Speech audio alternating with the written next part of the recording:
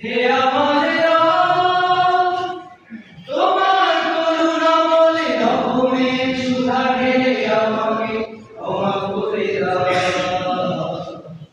মাফ করে দাও,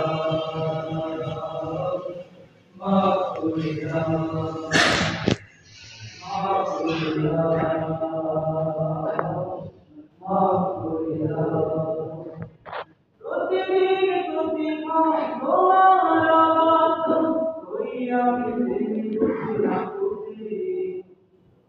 ও তোমার রহম করমে লালন পালন করো আমাকে।